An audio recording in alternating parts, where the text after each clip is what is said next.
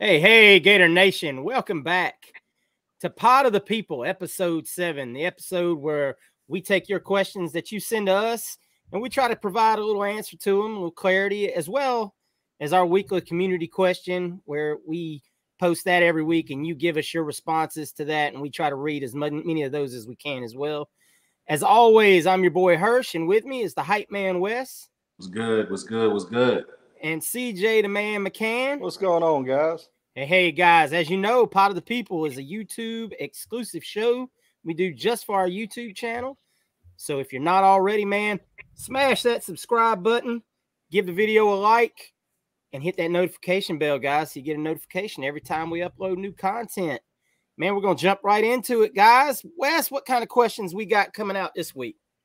All right. The first question is from Devin Harris. Really good question. He says, DJ Lagway really has the program buzzing with excitement. In your opinion, who was the last recruit that made this type of impact? Ooh, Jesus. CJ, you got who you think on that? I'm not listen, when I say this, I'm not trying to be a buzzkill or a Debbie Downer. We really haven't seen all of the impact yet. So before we say he's got like Tebow impact, we gotta see some more commits roll in. I think we will. But I remember, I mean, even it was like this is kind of a sore subject, but like Nick Evers was really good about this when we had him committed. He was pretty out there trying to recruit for us. You have a coach and change, and that all changes up or whatever. But definitely, I mean, the answer everybody's looking for is Tebow. Tebow did a lot of work with this. He convinced a lot of kids to the camps and the All-America games to come play with him. And we'll see if DJ has that kind of same effect. But it's still kind of early right now, so I don't want to put any like more pressure on him than he already has. Let's see how this thing finishes out. And I'll come back to the question, and we'll definitely circle back to it and see where we're at when everything shakes out. Yeah, Nick Evers is a great example. Nick was a dynamite. Well, he put a lot of recruiting effort. I mean, he put in more effort, I think, than the staff that he was committed to did. A guy, ironically, a guy that didn't even end up on our team is the one that I was thinking of, Matt Corral. Mm-hmm. When Matt Corral was committed, that man was recruiting for us. I mean, you had Jamar Chase committed. I mean, you had a pretty strong run of commitments after Matt Corral jumped on board. Damian Pierce. Yeah, I mean, of course, obviously, Mac didn't make it, and we lost all those guys. So, I mean, but he was the last one that was a highly, rated kid that was really recruiting at a high level for us like this. I'm going to move off quarterback and take the question in a different way as far as not the recruiting side. But the last, I think, big-time recruit that we got that had we were excited about, I'm going to go with Jacob Copeland. I feel like when we stole him, I don't want to say steal him because he was already kind of committed to us in the transition class, with Matt Corral and Jamar Chase and those guys. But there was talk about he was on a golf cart with Nick Saban. And I remember listening to other podcasts back then. It was like, it's going to be hard for him to say no to Nick Saban. He was riding around with Nick, taking pictures and all that stuff. And the excitement that, like, yo, we really got Jacob Copeland from and his film didn't lie. Like as far as his high school film, I mean, and like he was an incredible athlete and did a lot of things that in high school. And to me, he was like that last big time. Other than we all knew what Elam was going to be, but I mean, as far as offensive wise, I will go with Jacob Copeland. Okay. Next question, I'll go to you first. This one, Hirsch. Bo Dawes, he said, who will be the biggest surprise in the spring game to you? Arlis Boardingham. He probably, I mean, if you've been listening to us, I don't think you're going to say that he's considered a surprise. But I think given that we haven't seen him with our own eyes yet, given that he was hurt last year, I think he'll stick out the most. I saw that question that Bo put in earlier, and that was immediately where my mind went to, is that I believe, given that we haven't seen much out of the tight end position in a couple seasons, that young man has the potential to stick out big time. I'm going to say Princely, Iman Mielen. I think that he's going to show up big time. We've heard a lot that he's improved. towards the end of the season last year, he really made some strides and started looking really good. And if he's improved in the offseason, I think we're going to see that firsthand. Going to be a lot of two-hand touches on quarterbacks in the spring game for Princely. And it could be somebody else on those. I think there's a lot of those guys on that defensive line. You could say the same for like a Cameron Jackson or a Caleb Banks or Kelby Collins. But I think Princely is really going to surprise some folks, just given what we've heard about him improving in the offseason. I'm going to go with my guy, wide receiver. I'm going to go with Frazier's. I liked him last year. Still like him. To me, he reminds me of a DeAndre Hopkins type as far as he might not get, but his contested catches, I always see him doing that type of thing. So I think he's going to have a good season as well. So I want to see what Frazier does with the ball that's thrown his way. So I hope you're right, because I'm not sure he's going to be here after spring. I hope that's tough. That's tough. I like him. I like the way he catches the ball. He's there's rumblings out there that he might be one of the guys that might be losing his spot. Okay. But we'll see. I mean, there's time. Hey, you got to fight. You got to fight for your spot. You want to keep it, you better get ready to fight. It made me feel bad about my pick. I'm going to go to the next question with you, CJ, first. Is Jay Stubbs from Jay Stubbs. He said, we all know the spring game is a glorified scrimmage, but what do you want to see in the game from our team? No injuries. I think it's short and sweet. I want to see no injuries. I want to see guys execute. I want to see recruits have a good time. That's all the spring game is there for me to see. It's just an extended practice. I don't want anybody getting hurt. I don't want, the recruits over there not having a good time. That's the main thing I'm worried about. I want everybody to have a good time. I want to see some competent football, some great drills that these guys are going to run, and please nobody get hurt. All of those things that CJ said are obviously super high on the list. So I'll just kind of expand on that and go to one position group. I want to see the secondary and how they perform, man. I really want to see some of these young guys out there competing for spots. I want to see a healthy Devin Moore and how he's coming along. I want to see Mitchell and Wilson out there as safety and see the guys that are pushing behind them and see what they bring to the table. Now that Coach Raymond has the whole room, I just want to see their reaction skills, ability in the secondary. I'm really looking forward to seeing our secondary take a jump over the product we saw on the field last season. And I hope, that obviously the spring game is an early indicator of what we got coming. Yeah, I'm interested in seeing how he breaks off the team, if it's like split up or is it the first team offense versus second team defense and vice versa, first team defense versus second team offense. Because I want to see how the offensive line looks. I want to see the depth on the offensive line and see how they hold up. If it's ones versus ones, that'll be interesting to see how they hold up against the ones. And if they're against the twos, then I need them to hold up. I need them to actually hold up against those two. So I'm looking to see how the offensive line, because it's revamped. We really bringing back two starters, our center and Austin Barber, but Austin Barber's flipping from right tackle to left tackle. So I want to see how that plays out, because we got 4 guys in new positions on the offensive line. While you guys are here, I got a question from CJ. It was mentioned in a press conference this week with Hugh Freeze when they asked him about the spring game. What do you guys think about a smaller school playing a scrimmage in the spring game as opposed to just a team on team? You go first. You want to get that first, Wes? I like it. If you look at it like high school, they do it. If they have not only a jamboree, but the high schools go to other schools and scrimmage. If you look at NFL, they have inter practices the week of preseason. Sometimes the guys don't even play preseason because they get more out of the practices during the week before the even preseason game. So every other sport does it except for college football. And then if you go into play, say, a Utah like we are week 1 and not a typical small school, your week 1, you want to have some things on film that you can take from it and learn from it. So I'm not opposed to it. I think it's a great advantage, especially if you have a week 1 opponent like we do that's strong from a regular Power 5 school. My only concern about it is this. College kids are competitive, man. And that's a hard thing to just reel your guys back in, especially like you say, playing a smaller school. You bring those guys up, those cats want to show out against big boys. They want to see what they got. And that just, you know, it's just the concern to me that you could get a guy potentially, or maybe multiple guys injured because you can't dial it back and realize, look, this doesn't count for anything. You know, it's a lot harder with kids that age, you know, to be like, man, you can't get hyped up. You got to kind of, you know, tone it down a little bit. Don't want no one to get hurt, you know, but then you get out there and then competitive juices start flowing, you know, you're like, oh, we're up here playing against the Gators. We're going to show them we're a better team.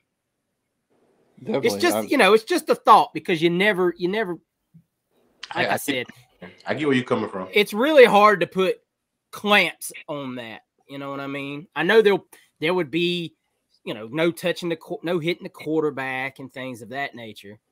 But, you know, if I'm a safety and I see a wide receiver coming across the middle, it's going to be a hard time for me to. yeah. No, definitely. It's both valid points. All right. Next question, back to you, Hurst, from Justin Wood. My boy Justin Wood, he said, who is you guys' favorite recruit this cycle besides Lagway and Graham? And I'm going to extend it a little bit. I'm going to say not committed either that we're warm for, and you can't say Jeremiah Smith. Put the clamps down on the question. Yeah, I got to say. I was about to say Chauncey Bowens, because I've been on the Chauncey Bowens train since that kid committed, because I think he was a beast then. I said he was underranked. Luckily, everyone, you know, that matters agreed with me.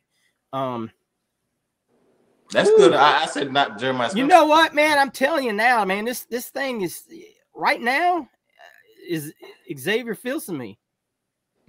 Man, we need a big time safety commit. You know, obviously Kamari Wilson was a big time safety commit that we got just 2 cycles ago, but that room is right for kids to come in, man, and get some playing time. And that kid is a big time playmaker at the safety position. I look forward to hopefully getting his commitment sooner than later, and him being the big defensive piece to this class.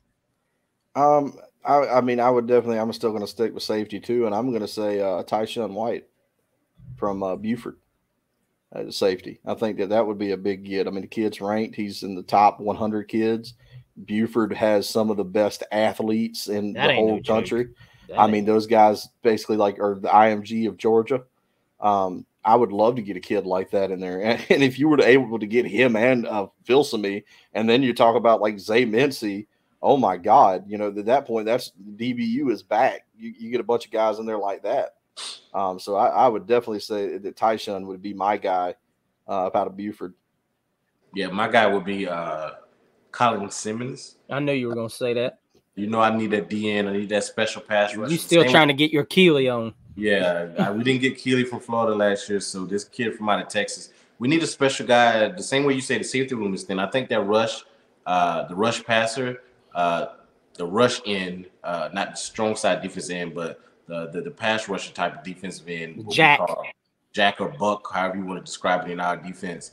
We need that type of defensive guy that can come in and contribute and rush the passer.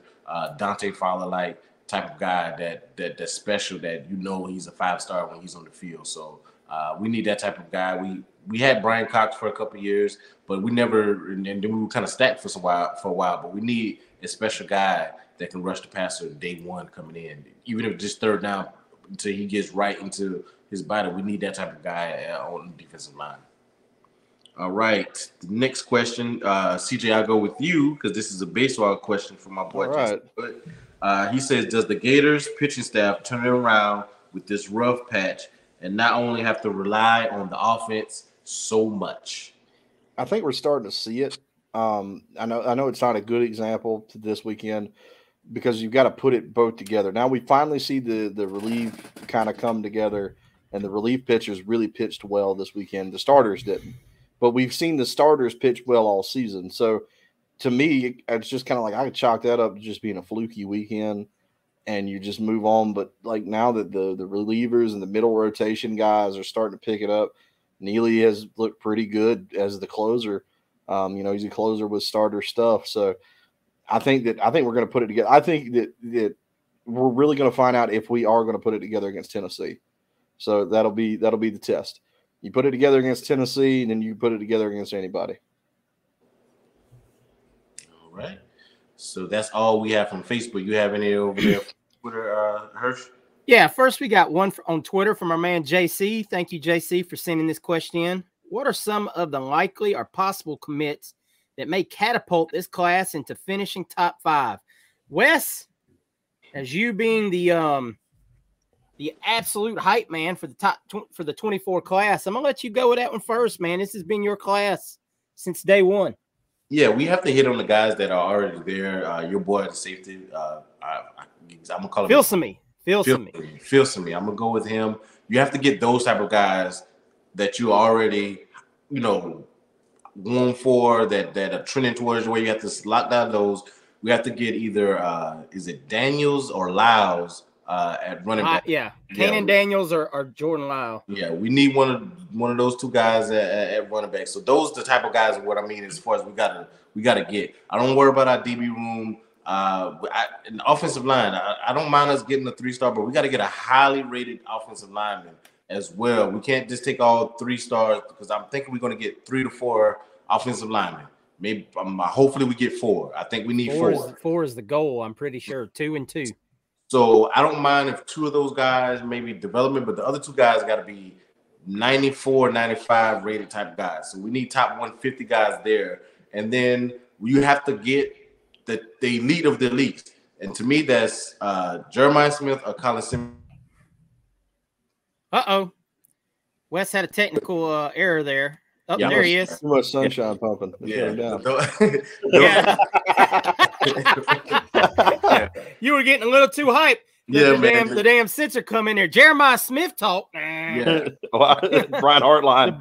Brian Hartline done cut his internet. Oh my goodness. But with Jeremiah Smith type, because as far as topping guys, Collins and Simmons, Collins and Smith are 2 of the guys that right now are top end. We gotta get 5 stars. I mean, I'm not saying that Graham and DJ, I think they're gonna boost up, in even Hayes is gonna, their rank is gonna rise. Chauncey Bowens is gonna, to me, he's gonna rise. So with those guys rising, you still gotta have 2 5-stars. And right now, the 2 5-stars that I see, we are after. I'm not saying trending for, but we're after. And they're giving us some conversation and plan on visiting soon are Collins and Smith. So we got to see what those 2 guys do. You got to get those 2 elite guys. You got to get the guys that are already top 150 that you're trending for. CJ? You got to have a lot of things go right. You got to have some momentum build where you can get a bunch of the high-rated recruits. You look at all the top 5 classes from last year, they all have multiple 5 stars, anywhere from 2 to 3.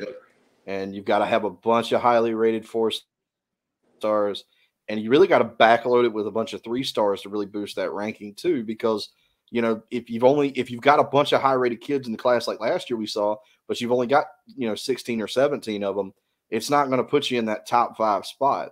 Whether that matters or not is up for everyone else to decide, but that's the only way you're going to get in that spot. You're going to have to take a lot more of these lower rated kids that we didn't take last year just to kind of add some quantity to the quality. Yeah. Obviously we have DJ on board. That's a tremendous help. Miles. Yes. I think Miles should be up there, top 30 prospect in the country. We'll see what happens. Hopefully his senior year gets him back on track with some of these services that have kind of lowered him in the offseason here. Hayes is another one that could be in for another big pump, up higher. Adding a guy like Filsamy, great prospect. You'd expect to see Bowens rise. You got to hold on to him. We need to see 7 or 8 top 100 kids. And at least like these 2 guys I've already said, you need 2 of those to end up being 5 stars at minimum. Yep. Don't mind having 5 or 6 3 stars on the back end of the class. Not 5. That's you, maybe 3 to 4. Miami had 9 last year. I mean, you can, as long as your other guys hit. Yeah. Right. Now, do I expect us to have 7 to 9 3 stars? No, I absolutely don't. But you do need to round it out with 4 or 5 maybe to help get to that 25 mark. Because if you're not at 25 plus kids, you're not getting there. Right. Something Wes hit on that we really got to see in this class is some offensive linemen of some stronger caliber. You can't just have one guy like Roderick Kearney last class. Yeah. And then, obviously a lot of us think that Najee Harris was underrated, and that may be so, but he is what he is on paper. Right. Caden Jones, is what he is on paper. Top 450 or whatever he ended up being at. I mean, you need to get the Lucas Simmons this cycle that we didn't get last cycle. Right. Kids like that. So that's just, what we need to see happen this cycle. But I think we're on the right track. Now, we also have to have a somewhat competitive season to kind of keep that momentum, like CJ was talking about, flowing. So we'll see how it goes, man. We're on the right track. Gotta keep always be closing. ABC, baby. All right. We had 2 questions from last week's episode in the comments. The first coming from Lucas, the Gator Man. Lucas, shout out to you, brother. Thank you for all your engagement with the podcast and always, putting us out there. We appreciate that. Do you think we land Zay Mincy and LJ McCray? We talked, Lucas, I know you already listened to this week's show, and things look real great for Zay Mincy. I think we have a very strong chance of getting Zay Mincy sooner than later. LJ McCray, I think we all agree right now there's just not a whole lot of information out there as to where he stands on our board and interest, how it's being reciprocated either way. So not a whole lot of info on LJ McCray right now. Hopefully, with all that's going on, all these kids coming and going, we get some more clarification because we need some defensive ends, man. We need them guys in here. One other question we got from William Fisher. William Fisher sends in comments on all our videos. William, thank you so much, man. We appreciate that engagement. And this was, I believe, in reference to our community question last week, which was what Gator did you feel like was the biggest disappointment when he got to campus? And of course, as we meant, that was in regards to their rankings coming out of high school. His question was, how many of these kids were actually the problem versus the situations they were in? And William, that's a great question. And I think we really talked about that in a specific example I think we can all agree on is Jeff Driscoll. Was Jeff Driscoll the problem, or was the offense that he was in the problem? And I think most of us would say Jeff Driscoll got a raw deal at the University of Florida. He was not in an offense compatible to his skill set. Exactly. That young man went to Louisiana Tech, put up great numbers, got drafted, and has been in the NFL pretty much ever since. Yeah. Since 2015, 14, 15? Yeah, he's an 8-9 year veteran of the NFL now. And whether he's a backup or not, he started several games. Yeah. There's no way you would have told me in 2013 and 14 that Jeff Driscoll would have lasted 7 years in the NFL. Right now, Cam Newton can't get a backup job in the NFL, but Jeff Driscoll can. Yeah, I mean, you look at where it's at. It's like you got to kind of take the hater blinds off and just really realize what situation we had at the time. It's just like you're so disgusted watching it, but once you get away from it, you're like, and this really wasn't his fault. So I mean, man, there's several kids you could talk like that. And most of the time I don't think it is the kid's fault. I think if you've got that impressive of an athlete, it's up to the coach to find out how to use them. You know what I mean? Like, if you can't figure out how to use a guy with that great of a skill set, then it's on you. It's not them. And there are some times where kids just come into their head cases, and that just happens. And that was going to be my next point is your Jacob Copeland's. We mentioned him earlier. Right. Jacob Copeland had all the skill in the world. And I don't care what he was in the same offense that you saw Tony excel in. You saw other kids all the receivers did well. All the receivers in that offense got drafted, and played in the NFL at some point or time.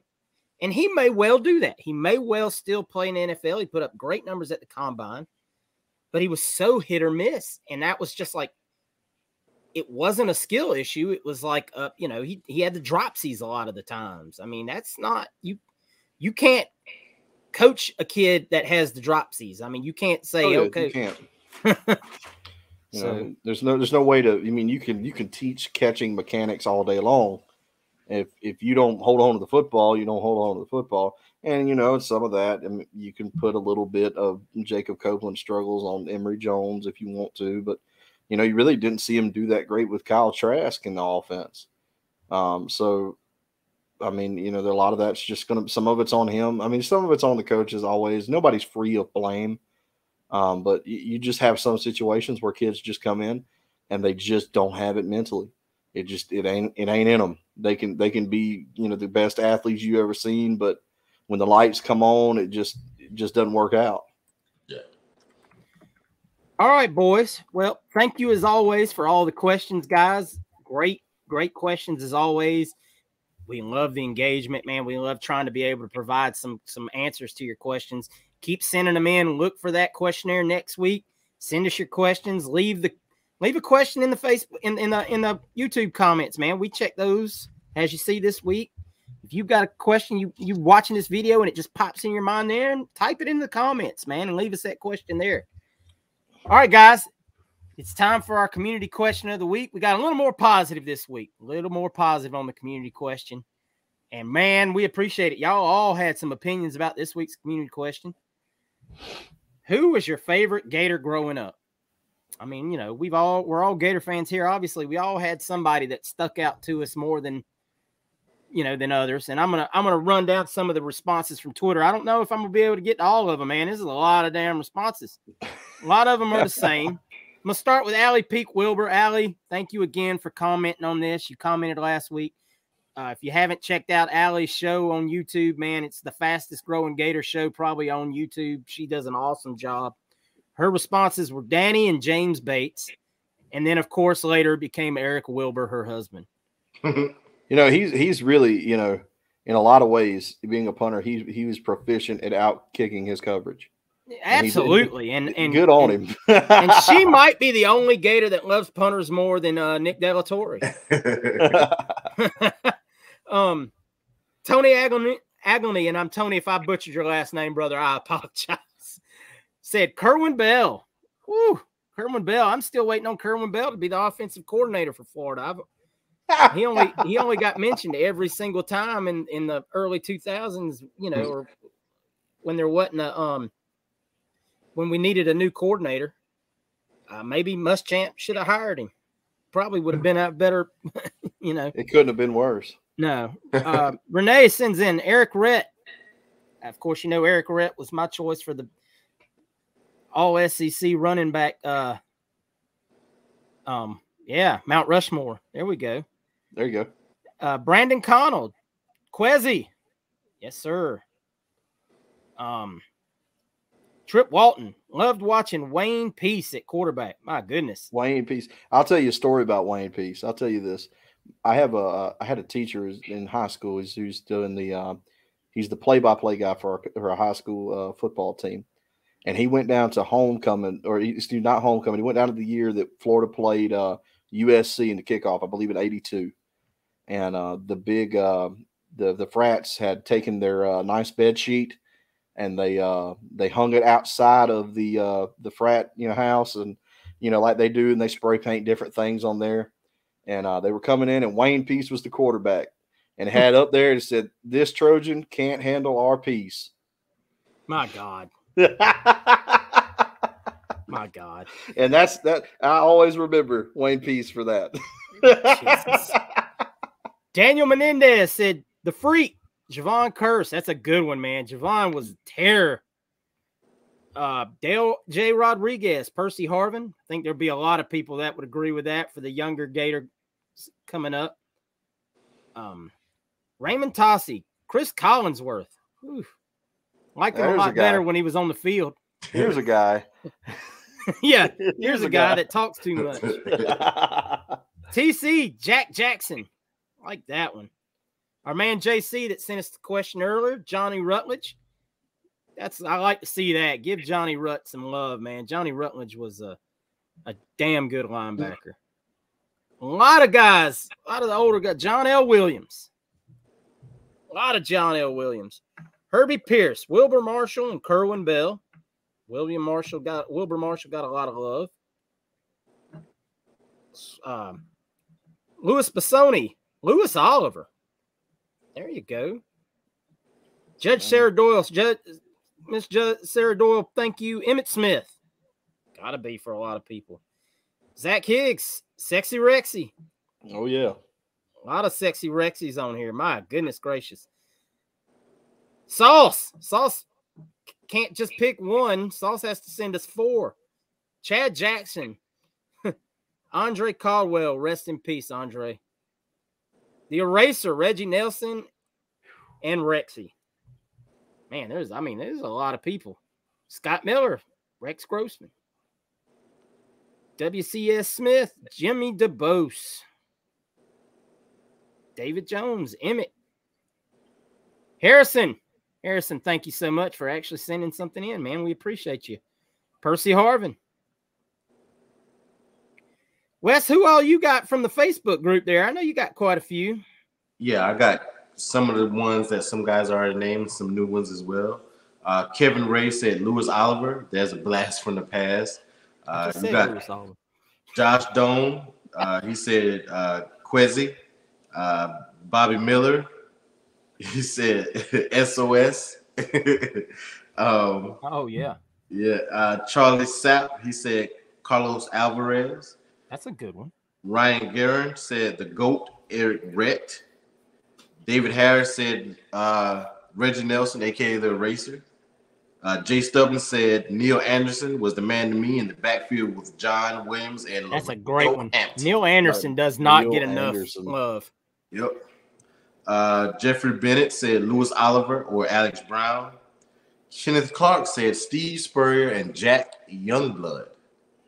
Jack Youngblood. Thank you, sir, for your time, brother. You're an old Gator fan. Monticello's own Mr. Jack Youngblood, NFL. Justin Wood, our boy Justin Wood said Danny Warfel.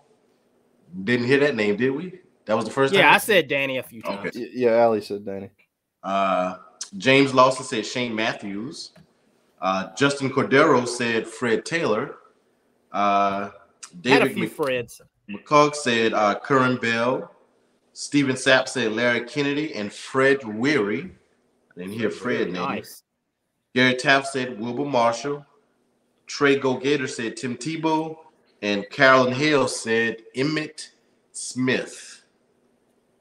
I got a couple more I missed in the quote tweets here. Jason said Dallas Baker, the touchdown maker, baby. Dallas Baker, baby. Dallas Baker does not get enough love from Gator Nation. Yeah. Dallas Baker was a damn good Gator. Gator Ryan said Jack Jackson, Lucas, Timmy, and Spur. Lucas, I don't think you were around to watch Spurrier play football, buddy. But we'll accept it as a coaching answer. And our boy Tommy Boy said Eric Rhett. And Kendall says Kewan Ratliff. There you go. There's a good one. All right. Rat, baby. All right, CJ, who's yours? All right. I'm the young guy on the panel. So yeah, these are mine. You guys are gonna be like, what? We grew up watching those guys.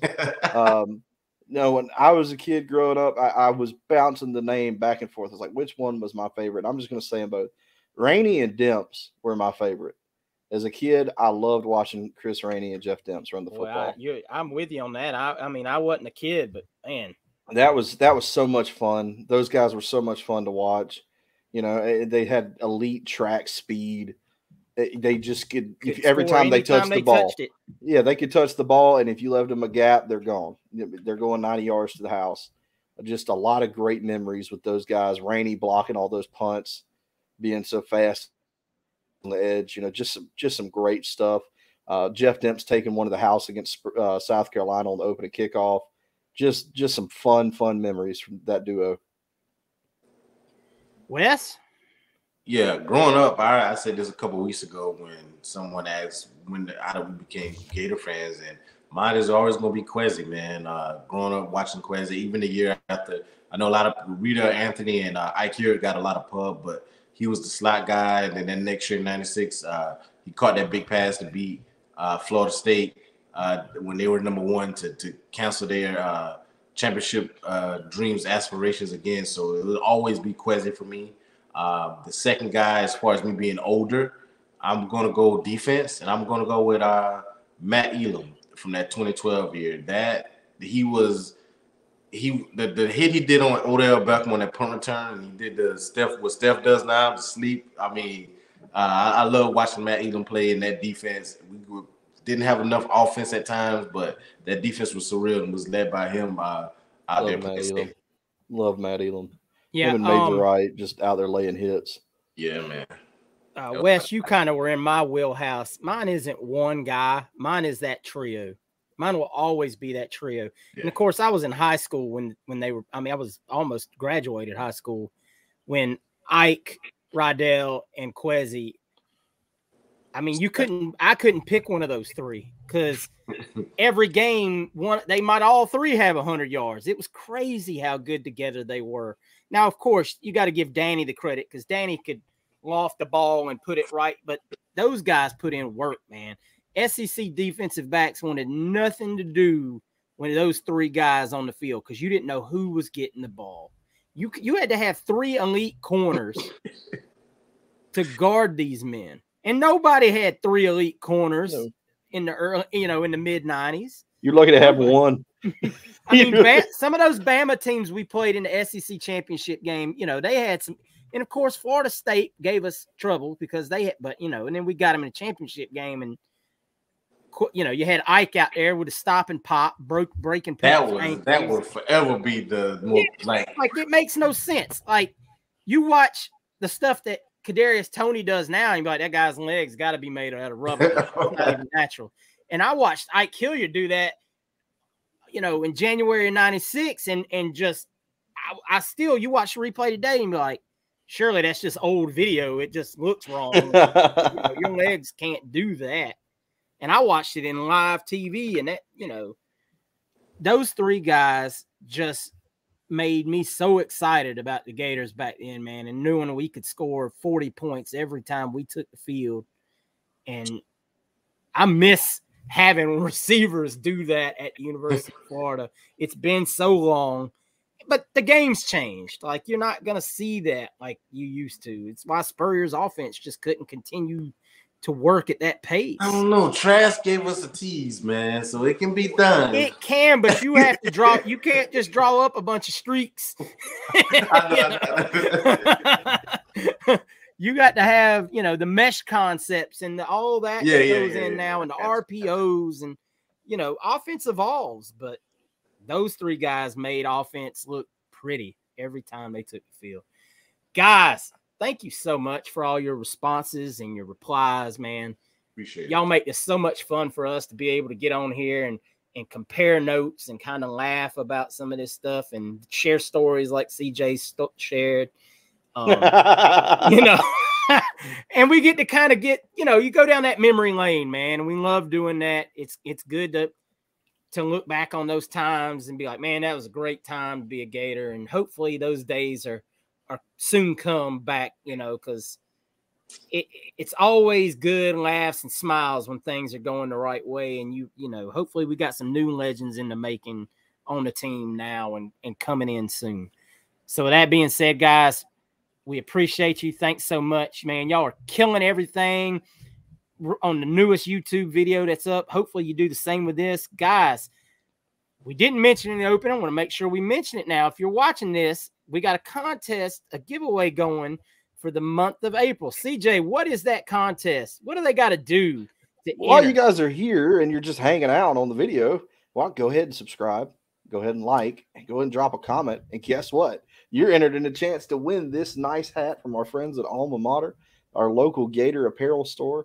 And these guys, this hat right here, it's the Florida Sunday White, the Weekender White, with the baseball script on the front.